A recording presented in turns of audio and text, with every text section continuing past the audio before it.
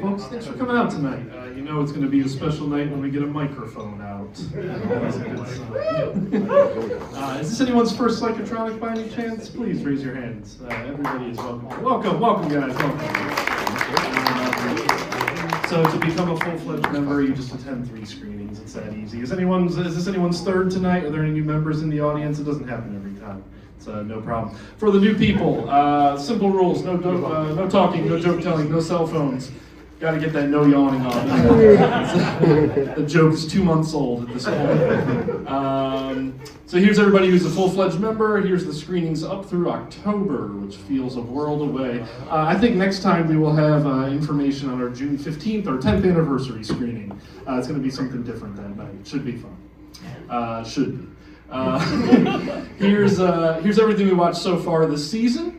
With the season starting in September, so the new people can see that we watch a wide variety of different films. Last time Neil showed us a Cameron Mitchell film, Kill Point. Well done, Neil. And just for the new people, you can see that if this is your first time and tonight's film is not your cup of tea, you can come next time for a totally different experience.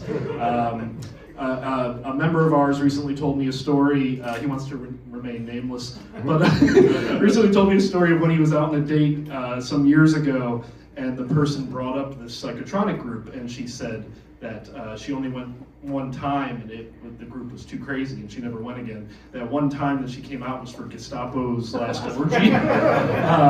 The point being that tonight's film isn't representative of the next film or the film after that. Not that tonight's film needs any warning or anything. I'm just saying, hopeful hints. Tonight's going to be a joy, I promise. So here's our website.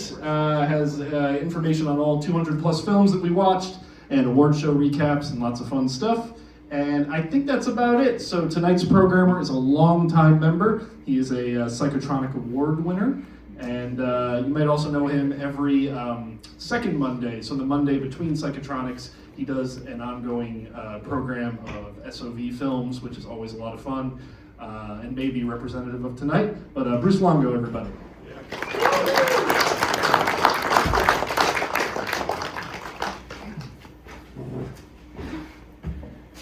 What's up, everyone? Thanks for coming out.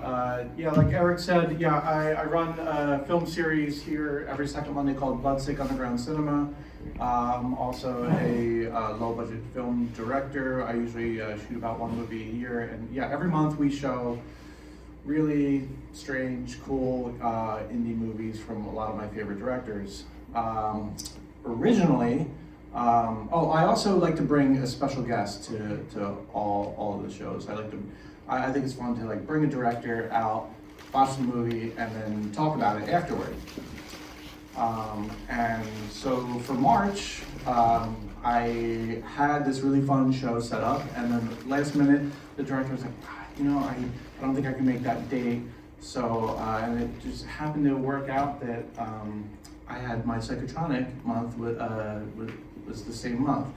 So I invited him to come to Psychotronic. So so the director of tonight's film is here with us, who I will invite up in just one minute, but I want to plug one other thing before I do. In April, we are launching the very first Bloodsick Underground Film Festival. It's going to be, it'll be here April 18th, and it'll run all day from noon until midnight. We're going to start the day with what I consider an underground classic, Necromantic, and we're going to do a Q&A with the director, Jörg Bucheret, via Zoom. And then the rest of the night, every director will be here, and so the trailers that we're playing tonight, besides the last 2, were all trailers from that festival. So check it out if you like weird shit. We're playing a lot of really weird, diverse DIY underground films. So anyways, tonight's film, I discovered this director many years ago there used to be these DVD box sets, and I had one that was called something like The Tomb of Terror or something like that. It had 50 movies on it, and a lot of them were really strange shot on video, DIY, backyard horror films. And one of them was called Suburban Sasquatch. And, yeah, have you guys seen Suburban Sasquatch? You ever seen it? It's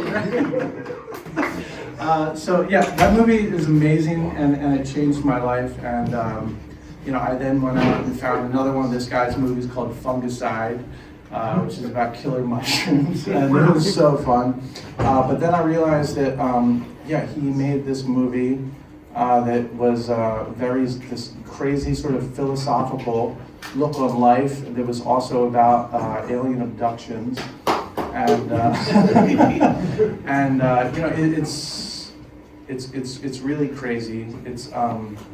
It's made locally in Pennsylvania. Directors from media, pretty local, and has a lot of really cool CGI, computer animation effects, all done by himself in his home. And it's a movie where I think when you watch it, you'll probably rethink your life. You will. There's some torturous scenes that might make you squirm, and there's a lot to laugh at as well. And I think it'll change your life. So stick around after the movie, and we'll have a Q&A. But for now, please welcome Dave Wascavage, the director.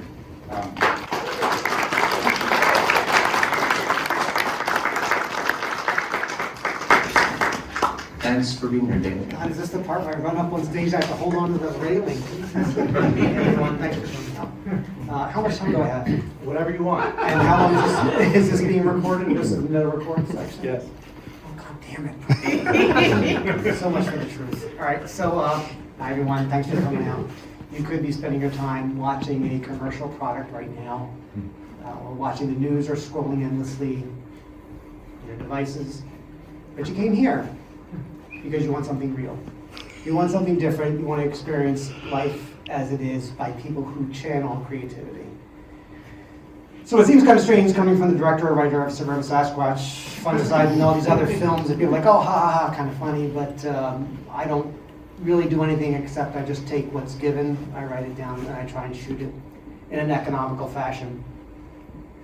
Being left in my brain quite a bit, I try and put a lot of humor in things, but I also try to make sure the message is delivered effectively. So Tartarus is a great example of I don't give a shit about what happens with the film. I'm not looking for money. I'm just looking to create something. I've never answered the question about what it means. When brought on stage, Juan and I were presented by, I don't know who it was, in 2006 in Baltimore Science Fiction Convention. They said, the host said, look, don't answer the question, say, all right, well, it's up to you to decide. He said, answer the question clearly. And when I was on stage in front of 1,000 people, what does the film mean? I said, it's up to you. I don't give a shit. And I don't mean it as a joke. I mean, really, I really don't give a shit. You have to figure it out. You have to find how it's relative to you. So it may seem silly from a cheap budget film, how could I have something meaning for my life, right? But that's what we're here about, is the real, raw life that exists. I'm not bombing anybody. I'm not killing anybody. I'm just making art. You guys decide. If you like it, you don't. Doesn't matter to me. It's here for your entertainment. Thank you.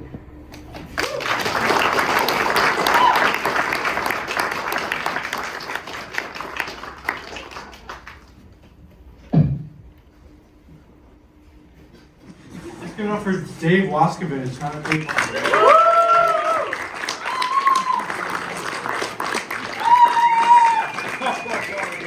Where you at, Dave? Yeah, yes, please. I missed the audio cue, sorry.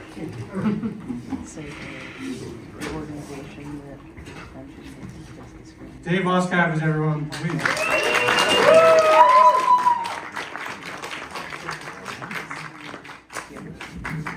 And the man lies down on Broadway.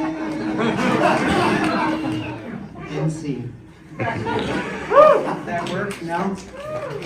Fantastic, fantastic. Thank you. I don't know how the tune goes, but it's Genesis. I will open this to audience in a minute, but I have a few questions myself for you. Yeah. For one, were you ever abducted? Is this based on any sort of self-life experience? I don't think so. And I'm being honest, right? I don't think so. I don't have any memory or recollection. But like all good art, it's not something that I create. It just gets transferred through me, and I document, create as best as I can to what I feel is coming through. So I can't say it's a real experience, but I will say that the film as I saw it, as I created it, is based on the cyclic nature of life and what I saw that we have to do to keep continuing the process of evolution. So I was really trying to think about cycles. How do I keep that cycle going? What happens? What's the challenge, you know? And then what can I put in there? There's a little bit of humor, and what can I put to really get people off from what they expect, from what they think, and then when they're laughing, then just throw something in there and they just don't get it, and then it's another cycle. So I kept trying to put that together. Is that the answer? I don't even know. I think so. So most of this movie is, for the most part, it seems like 90% one actor and yourself. You know, was it mostly the two of you working on this film? Did you get through it all? Yes, so I'm cheap to hire. So it was easy to put me in the film. I was available because I had the camera also. No, so the big picture, right? So we finished Suburban Sasquatch, and I said to Juan a couple months later, I said, hey, you know what, I think I'm going to be moving forward with more films. I said, you know what, I feel like you really would be fun to do something like really wild with, and I got a new camera, really want to test it out, and I have this really great idea, but it's going to require you to do some really wild stuff. He's like, I'm in. I said, well, you know, it might be like something like aliens. He's like, I'm in. I said, what it might be like blood and torture. I'm in. Okay, all right, well, I got to max that out. But yeah, no, so like Dave Weldon was great. He actually did a lot of the prop work, and you might remember him from Suburban Sasquatch. He got a lot of help. A great best friend I've had for years. And then Mary, obviously my wife, she's always like, yeah, I'll review the script and give you some ideas. But really it came down to Juan and me in terms of the execution, besides Dave doing all that other stuff. Because it really relies on Juan's acting, right? He was very good at emoting what he saw with the script. And I had a lot, believe it or not, I had a lot of conversations with him. Like, here's my perspective. Here's why there's a kid. Here's why there's this. He got it right away. I mean, he really understood the idea of what we were going for. And I'm not trying to elaborate on it because I want you guys to pick your own perspective on it, but he really knew what we were going for. And he just really wanted to sell it. He really wanted all those emotional perspectives. And it wouldn't have taken place if it wasn't for him and for Dave. Like, they really knew what I was trying to go for with that. But yeah, it was pretty much just the three of us really just shot it, just run with it. So speaking of Suburban Sasquatch, that kind of took off from a number of different things. Now I'm curious on what your thoughts, you know, people like Red Letter Media and Riff Tracks talk about that movie. Does that bother you, or do you welcome the attention that it brings? Oh, actually, neither. I don't need the attention. I'm just so happy that people are finding the media and they're enjoying it. And then when Red Letter Media got into it, I mean, it was wonderful to see their perspective and laughing. There's so many videos of people like Red Letter Media. They're like groups of guys and girls watching the film and laughing over it, and I just think it's great. It's what we would do with movies anyway. A lot of people watch films and enjoy with a group of people. But I have to say, personally, from Riff Tracks, when they approached me, like, I have been a huge MST3K Riff Tracks fan, and true, yeah, thank you. So I have to be honest, like in the 90s, I would watch every episode, and I would watch everyone. I remember thinking, honest to God, I swear, I would think, God, if I ever did a film and they made fun of it, I would never be offended. I would just be so happy.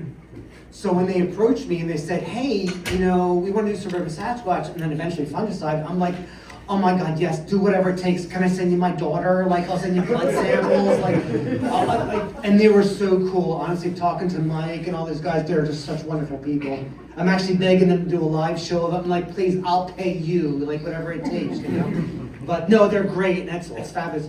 It's like any art or media. I think it's subjective. So you go to the Louvre, you see, Mona Lisa, or you go to the Philippines, you see art, you take your own perspective of it. It has nothing to do with what the artist intended. The artist created something. So to me, I just create something. It doesn't matter to me if you laugh or not. I just don't want you to be bored. I feel like if you're going to spend the time to watch it, don't be scrolling your phone, just shut it off or walk away. But I just want you to be entertained or come away with a different perspective of what you already think. Well, I think your movies are the furthest thing from boring. So. Oh, wait, just at the time they give you the $5 or do it later. So, okay, I want to open this up to questions for the audience, and to encourage this, Dave brought 4 free copies of his movies that we'll give away for the first 4 people to ask just a good question. We've got 2 Blu-rays of Suburban Sasquatch and 2 DVDs of Tartarus. I did, didn't I? Yeah, we're right behind you here. Cool. So, yes. Do you have a favorite scene from the movie, or something that, even watching it tonight, 20 years after it came out, watching it tonight going, wow, we really nailed that part? That's a great question, thank you. That's going to take a minute to answer, because I have to admit, watching it, I'm like, oh, that was actually pretty good in that shot. I'm like, damn, I should have cut a second off there or two. As Bruce would probably know, you do that as an editor, right? I hate to say this is going to sound weird, give me a second. My favorite scene, that still has been to this day, is there is a scene where, how do I go to this? There's 2 scenes really, right? It's kind of combined. The first scene, I guess that's most important to me, is where the alien gets his mask ripped off. Because that was one of the core pieces when I wrote the film. I thought, man, I love these alien movies, and the effects are going to be so bad. I thought, wouldn't it be hysterical if the mask got ripped off, but then things got even worse and deeper. So to me, that was really, really instrumental in the film. And if you watch the film again and you pause it literally right as the mask comes down, there's a moment where you see my mouth start to turn up as a laugh, because I started to laugh because I was so happy the scene came out, and I'm like, oh my God, I'm laughing on the scene. And I left that little 1 or 2 frames in there because I always remember that it was so happy that it was able to take off, but it was so absurd and weird, like, oh, these are bad effects. Oh my God, it's a guy under the mask. It really is a guy under the mask. Now I've lost all my guide rails. Now what's going to happen next? So first scene. The second scene, and this is probably in the DVD commentary, is when the alien's ripping off Juan's clothes, and he's about to be attacked, for whatever he did in life. I can't see through the mask. So with the gloved hand on the mask, I'm just like whacking him. I'm hitting his belly button, I'm hitting his chest, and he kept saying, like, you're not hitting the underwear, hit the underwear. I'm like, well, maybe you should just take the underwear off, we'll do 2 cuts, and I'll hit you, and then we'll cut one from the other. He's like, okay, that's fine. So he had his underwear off, and I whacked it. Is this being recorded? All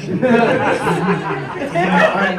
So anyway, so he had his underwear off, and I just like threw my hand down with him, and I hit him right in the, oh my God, and he's like, ow, I'm like, I'm sorry, no, mask on. But it was pretty freaking funny. Anyway, so those are the 2 scenes. All right, but I guess I have the third one, right? So, from an emotional impact, I think it's the scenes where he's the child. I've seen some commentary, people say like, oh my God, Dave's so cheap, he couldn't hire a child actor. And I'm thinking, you kind of missed the point, since it's referential from his perspective. He's still a child, so he's doing it. But I was so happy because we shot that, and he was bringing so much emotion, and I wanted to do the top-down scene. I was like, the father's overpowering him, and he's coward, and it just felt like that had some emotional impact. Coming from the guy who saw Suburban Sasquatch drinking blood out of a leg, it felt pretty good to be able to pull that one off. Thank you. Yeah, good. Yeah, okay, so, I guess my question is like, with production, I mean, it seems like you shot it around like your property and like family members' property. I mean, how much do you tell the neighbors like what you were doing? Sometimes it looks like we're shot like early dawn, or I don't know if you were talking right there or not. So I'm just curious, like, I mean, how much did you let your neighbors know? Yeah, great question, right? So how do you prepare the scene for guerrilla filmmaking, right? Yeah. So the hooker scene was actually immediate at a bank. Thank goodness back then we didn't have 24/7 surveillance, so I could be able to shoot that hooker scene successfully. Otherwise, I have to dig into my own archive of my footage with hookers. You're not supposed to record that. Was that being recorded? God damn I it. think I did Brookhaven, so I just... Oh, so you know exactly. Yes, all right. So it's called the M&T Bank. Used to be M&T Bank right there, right? So no, you do guerrilla filmmaking. You just get in, get out. Everybody knows how quick it has to be. But yeah, I would have to go to neighbors. And I'd have to go to neighbors and say, hey, get ready, this is gonna happen. Like, actually, it was Infinity's Lock I was shooting, and I had like 6 guys, guerrilla outfits and guns, and the neighbor comes out, he's like, the hell are you doing over here? And I had to have my dad come to talk to him while I was finishing the scene. But yeah, you have to go try and prep people. Suburban Saskatchewan got chased out of a lot of places. Yeah, it's just a matter of getting people aware of what's happening, non-commercial places. Again, we're monitored all the time, so, but you can erase that, right? That's awesome. Yeah. And he caught it. Other than the money aspect, what's the hardest part of putting these kind of videos together? That you say, gee, I gotta go through this again, and this again? A good question. So here are the challenges, I think, for me anyway, when it comes to creating this. The first of all is the writing. Because in my perspective, I don't care if it costs $50 or $500 or $1,000 or several thousand. Well, actually, no, wait, over 500, never mind, I wouldn't shoot it. I feel like the idea is more important. I don't think I'm very good at filmmaking or music or whatever, but I feel like I have good ideas. So I just channel the ideas, write them down as best I can, and then I'll execute the film. The challenge becomes, I think, is translating the written word to a visual aspect, because you write it and then the cast talks through it and you think, damn, that doesn't sound good, or ooh, that sounds good, let me emphasize that, and you change the script. Then you shoot it, and then when you edit it, you're like, cut it here, cut it there. You keep chipping away at what you originally envisioned, and it waters down what you wanted to say or what you thought was valuable. So the challenge becomes, how do I get that core message out without losing the audience or without losing the intent of the message? So in that comes music. How do I channel the vision? How do I get people to think on something and then not hit them over the head? Mary's very good at saying I beat a dead horse, so I think there are some things I could probably trim out, but that's all right, you can deal with it. It's less about the outside aspects and more about getting the core belief out. Now, this is being said from an independent filmmaker. I say if you have ever aspired to create something artistic and you think there's going to be a commercial piece to it, forget it. Once people come in and they own a company, it's let's show some tits. Let's get some more action. Let's trim it up. It changes your vision. I can do whatever I want. I don't really care. So you can try to be as true to you want as that vision. The challenge is how much are you willing to sacrifice to get there? How much can you put forward to get there? Hell yeah. Yes. Yeah. Watching this, the CGI reminded me of like a '90s computer game. I was just interested in like what software you used for it and how long you had to work to get it to sort of show up on screen. Yeah, good question. This is about the CGI. So this was released in 2005. So I shot the film in 2004, and the CGI was 2004. The software was 3ds Max. So that's really long ago. Autodesk bought them in the late 2000s. So it was all rudimentary stuff. But to me, it was groundbreaking. Like, the reason I didn't get into filming in the 90s was I can't even do a title card, and I didn't want to do like Legos on a black board. Like, that really looks bad.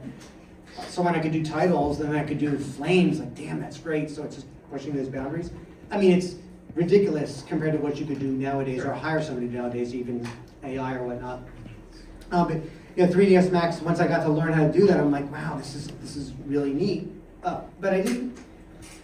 You have to understand these are all tools to help you sell the message. I am not really interested in whether the effects are good enough. It just has to get you past what you see in order to theorize or think about what the concept is and what it means to you, because that's the most important piece. Yeah, really, really old software. It was awesome. Yeah, thank you. I mean, I think the computer animations is what makes your movies unique more than anyone else. I mean, they're beautiful. Thanks. It's okay to be taken out and laugh at things. We were talking, a person and I were talking earlier. He was making love to me at a bar, and we were talking earlier. That you want to get the message out. It's okay if people laugh at things. It's okay if people cry at things. It's okay if people get involved. If you get the message and you can follow along, then the story is sold. You walk away with it deciding. It's your choice to walk away and say, this is complete crap, or to say, I wonder if my life is facing cycles, or am I in a UFO, or is this even physically real? It's really up to you on that. I'm just a messenger. And the CGI is just one way of saying, well, I can get it across. And one more point to add on to that. since I could do the CGI, I wasn't paying anybody. So if it took me 3 hours to do something, it was fine. I'm having fun. I'm not losing money on it. Right. And like with Suburban Sasquatch, I don't know if anybody's seen that movie. Bigfoot was in it. Oh, you saw that. I'm sorry, you didn't see it. So there's one scene where Bigfoot's picking up a car and he throws it. And this is very much like all my films. It's one of those scenes where I'm like, oh my God, I spent 30 minutes on this already. Like, oh God damn it, I'll go out and do something else. So that's enough, just let it go. Some things I'm not really worried about being meticulous and perfect. It's just getting the message out. Anyone else? Yes. I'm curious about the music and sound design. I feel like it's so distinct and like droney and spooky, and like what did you have in mind in putting that together and like kind of connecting to the cyclical concept that you're drawing? I feel like it's like very Thank you. Thank you. So kudos to you, first person to point out the cyclic nature of the music. That was intentional. So I was very inspired in this film by a lot of the work by the Goblins on Dawn of the Dead, and a lot of their work. In an interview, they said that when they created the music, they were throwing pots and pans around, and it sounded like noise and crashing. And I would watch that movie, Suspiria, I'd be like, man, this is so fucked up. This is so good. It's so different. And like, shit, it's pots and pans. So I'm like, for Tartarus, I'm just going to take everything down that I thought music would be about. I'm just going to try and take every bit of sampling I can, extend the sounds and change them, because I want it to be disturbing and off-putting. I wanted you to separate the sound from the visuals so that you can sit down there and say, well, what's the visuals telling me? What's the sound telling me? How am I putting this story together?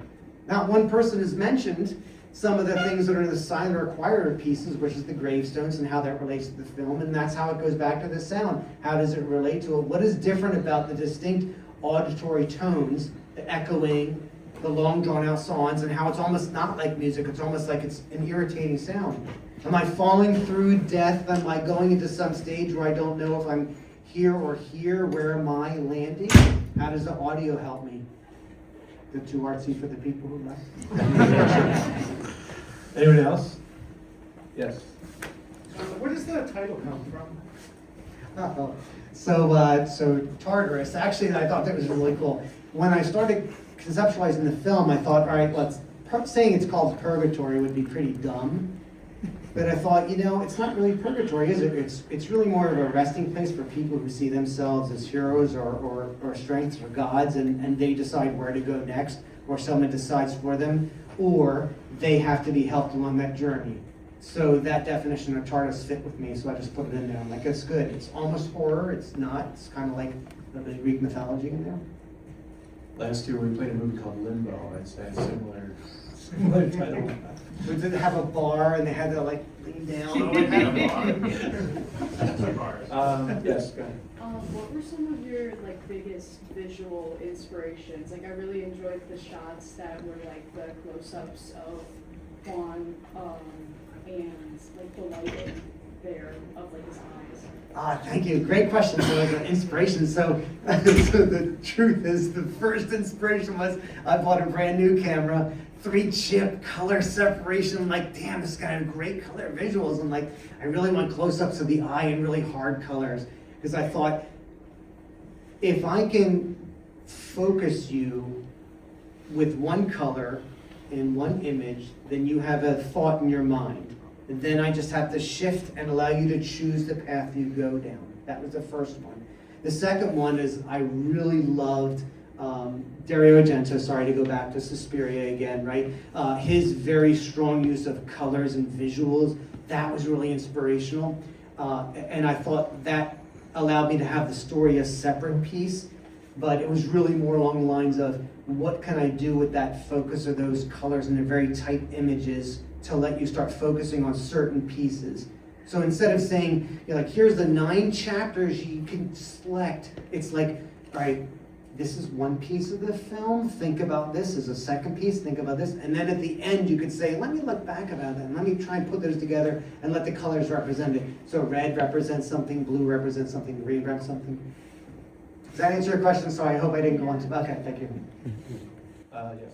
Kind of bouncing off that one, what were some of your visual references for the design of Tartarus itself? All right, so what are the visual references?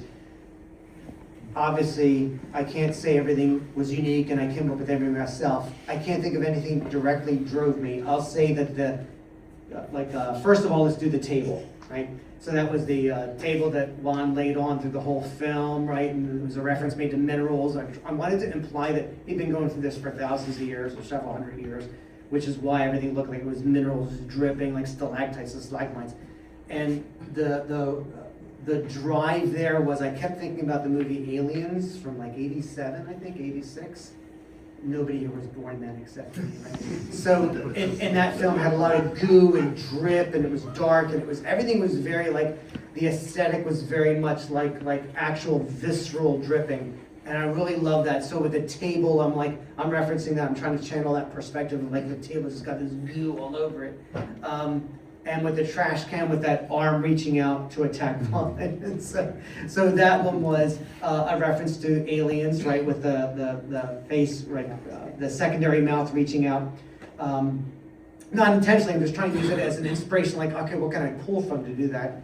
And the second piece of that is anything that was like a proboscis, like aliens, like alien abduction, like anything that's reaching out. That horrifying fact to me that something is just like coming more forward to me. It's not a huge presence, but a small one is almost more terrifying because it's like, I can't just stop this thing with a big shield, this small can penetrate. But the funny thing was on the end of that, now that I remember, was a jock strap. Like, you know, like when you go buy a jock strap, it's got the hard cod piece.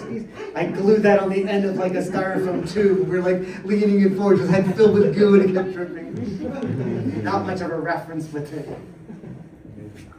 Michael. So to take it a bit away from the sci-fi talk, people keep asking about inspirations. This is my second time watching the movie, thanks to Bruce.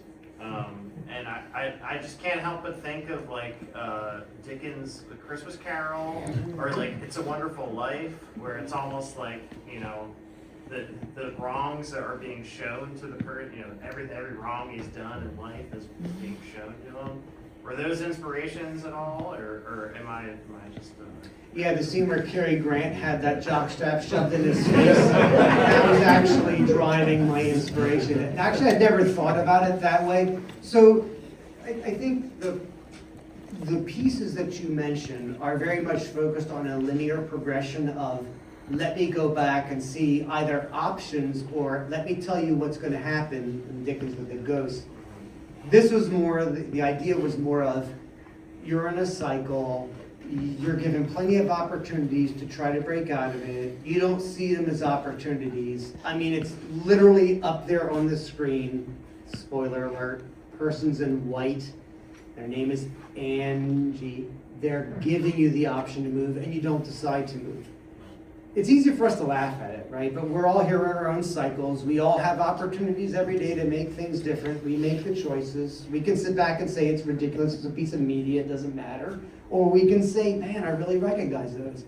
I did not use either of those cited media sources when I wrote it. I just used my own inspiration of saying, I've seen these cycles plenty of times for, what was that? 40 in 2005? What am I, 80 now? I don't fucking know. The point is that at least by that point in life, I'd seen enough cycles to say this is a possibility, and then maybe we should start thinking about what cycles we go through. And now at fucking 90, I see those cycles. Maybe one more? Yes, in the back? I heard you talking about cycles, and I love your visuals and your texture, and I'm curious mostly what things you're thinking about happening over and over again in cycles when you make this, because I feel it visually, very emotionally, and I want to know what you're thinking about in those cycles when you make it. Yeah, great question. So expanding more on the idea of the cycle. So the character is in multiple passes. They don't realize it, so they just keep going through it. Much like we do. We wake up, we go about our daily activity, we see some things, we talk to people, we go home, we do some things, and repeats. We have many opportunities that we see people that we can help.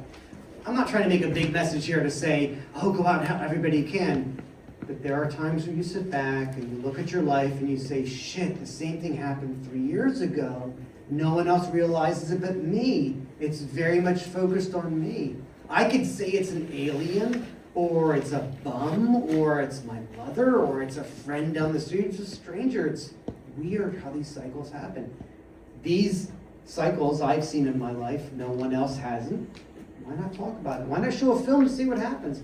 Why not put it with bad CGI and funny acting and funny music and see if people pick up on it? Do you see the cycles in your own life? It's not up to me, it's up to you.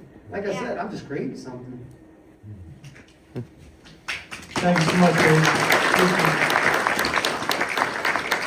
I'll definitely artistic